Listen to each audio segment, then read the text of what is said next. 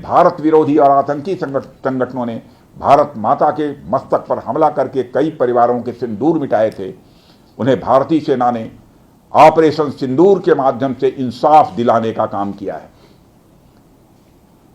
और इसके लिए आज सारा देश भारतीय सेनाओं का अभिनंदन कर रहा है। ऑपरेशन सिंदूर सिर्फ एक सैन्य कार्रवाई भर नहीं है, बल्कि भारत की राजनैतिक, सामाजिक और सामरिक इच्छा शक्ति का प्रतीक है। यह ऑपरेशन आतंकवाद के खिलाफ भारत की दृढ़ इच्छा शक्ति का और सैन्य शक्ति की क्षमता और संकल्प शक्ति का भी प्रदर्शन है।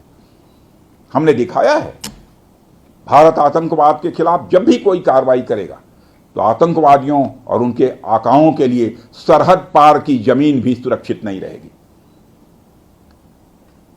भारतीय सेनाओं ने ऑपरेशन सिंदूर को पाकिस्तान में मौजूद आतंकी ढांचा ढहाने के उद्देश्य से लॉन्च किया था। हमने उनके आम नागरिकों को कभी निशाना नहीं बनाया था, मगर पाकिस्तान ने न केवल भारत के नागरिक इलाकों को निशाना बनाया, बल्कि मंदिर, गुरुद्वारा, गिरजाघर पर भी हमले करने का प्रयास किया। भारतीय सेना ने शौर्य और पराक्रम के साथ साथ संयम का भी परिचय देते हुए पाकिस्तान के अन्य ठिकानों पर भी प्रहार करके करारा जवाब दिया है।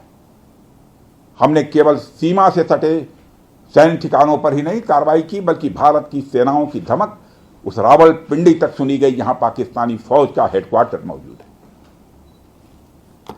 मित्रों, भारत में आतंकवादी घटनाएं करने और कराने का क्या अंजाम होता है, यह पूरे विश्व ने उरी की घटना के बाद देखा, जब हमारी सेना ने पाकिस्तान में घुसकर सर्जिकल स्ट्राइक की।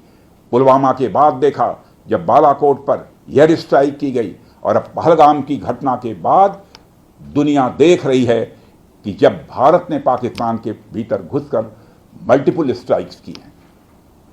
आतंकवाद के खिलाफ जीरो टॉलरेंस की नीति पर चलते हुए हमारे यशस्वी प्रधानमंत्री नरेंद्र मोदी ने स्पष्ट कर दिया है कि यह नया भारत है जो आतंक के खिलाफ सरहद के इस पार और उस पार दोनों तरफ प्रभावी कार्रवाई करेगा। यह हमारे प्रधानमंत्री जी ने स्पष्ट रूप से यह संदेश दे दिया है।